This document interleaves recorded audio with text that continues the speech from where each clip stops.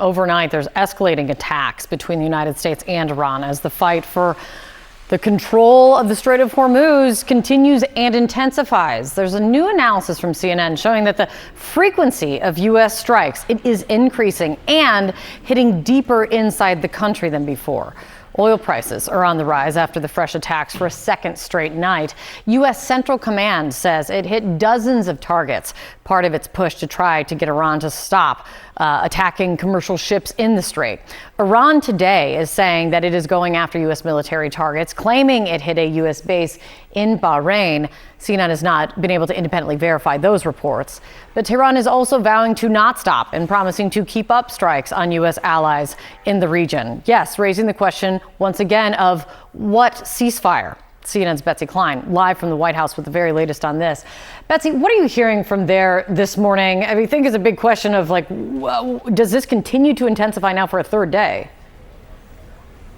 Well, what is very clear right now is that this moment is posing a major test for that memorandum of understanding signed just about a month ago. But what's not clear is how and if this is going to get resolved. President Trump said last week that the ceasefire was essentially over, but he did say at the same time that negotiations toward a diplomatic solution would continue. Since then, we have just seen a steady escalation in this conflict. At the root of this issue here is the Strait of Hormuz, that critical oil thoroughfare. And prior to this conflict, no one had full authority or control over that strait. Now, it has become a key point of leverage for Iran since then. Iran says that they control the Strait of Hormuz, they control this waterway, and that they've been launching attacks on commercial vessels in recent days. They say that the passage of ships is not possible without their permission. Now, the U.S. position, according to CENTCOM, is the following, quote, Iran does not control the Strait of Hormuz. It remains an international waterway.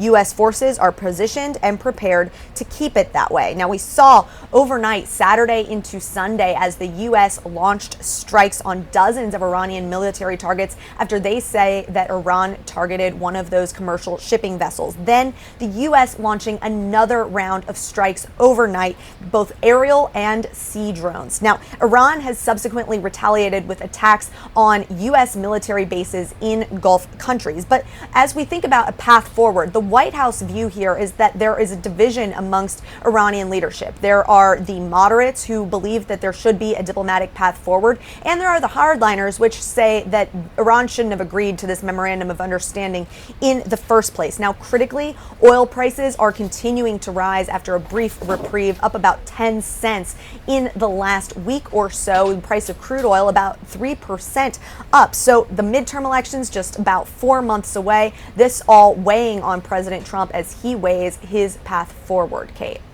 Yeah, some critical decisions that need to be made very soon. It's good to see you, Betsy. Thank you very much, live from the White House for us this morning. Joining me right now is CNN military analyst, retired Colonel Cedric Leighton, for more on this. Colonel, what should everyone make of what happened this weekend? A weekend of strikes and counterstrikes. People seem to, as Alex Thompson was saying, it's a ceasefire that's been full of fire. But what do you make of what happened this weekend?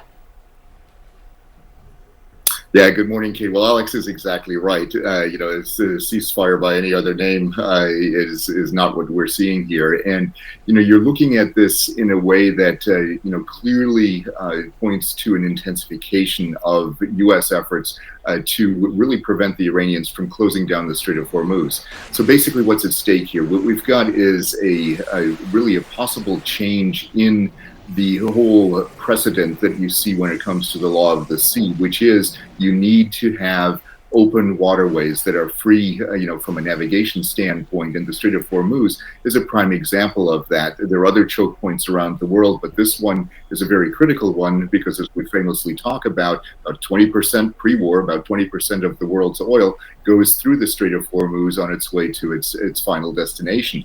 So this is a critical waterway, and it's been one that the U.S. has recognized as a critical waterway that needs to stay open for a very, very long time. And when you look at the oil price, you really see that there are, some absolute economic factors that are at play here. And they have, as we previously discussed, political implications as well as geostrategic implications.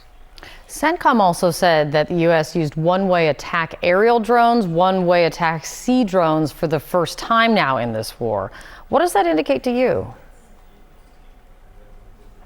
Well, they've learned a lot from the Ukrainians, from one standpoint, you're looking at this, with the one-way attack aerial drones as well as the sea drones. We're moving into a different era of warfare, and that is an era of automation, an era of robotics, and of course drones being part of that. So what we're trying to do is use as many types of weapons that we can without endangering our air crews, our sailors, and all our other military personnel. So the way that the U.S. is fighting this war is it really wants to automate this as much as possible, put as few troops as possible in danger, basically avoiding ground incursions and trying to open the strait without too much damage to our forces and too much risk in terms of casualties. Do you think we are to a point where people need to accept that the way negotiations are going, the attacks, counterattacks, ceasefire that is full of fire, that Iran will have some control over the Strait of Hormuz going forward that they did not have before this war? Because I'm curious what you see when you look at the military aspect of this, what more the United States can do to get them to stop using that leverage. Yeah, barring a ground incursion and the taking over of territory on the Iranian side of the Persian Gulf, especially on the Iranian side of the Strait of Hormuz, it really does look like there's going to be some kind of acceptance of Iran's control, at least of the northern channel. Now, that doesn't mean necessarily that's going to happen, but it seems like we're moving in that direction.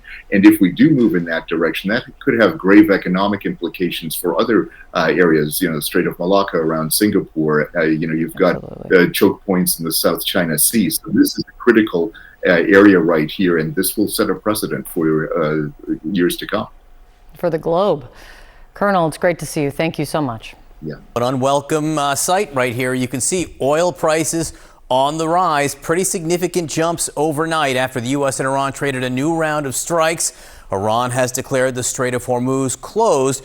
We should note these prices are still down quite substantially from their wartime highs, but up from before the war, to be sure. Let's get to CNN senior business reporter David Goldman on all this. And they're pointing upward right now. That's the thing to remember. Yeah, I mean, this is not the direction that we want to see. Remember, we were down close to $71 before this all started. So, you're right. We were up to $112 at the peak, but 71, now we're talking about $7. And that's why you have gas prices starting to rise, right? So 7 cents is not nothing. And we aren't even close to the $4.56 that we had at the peak, but we're still way above this $2.98. So we've got quite a ways to go to fall, and we're going in the wrong direction. So what's going on here? Well, there's a few things. The first thing that you have to remember is there's two ways in and out of the strait. One is to hug this coast around Oman, and the other is to go around the coast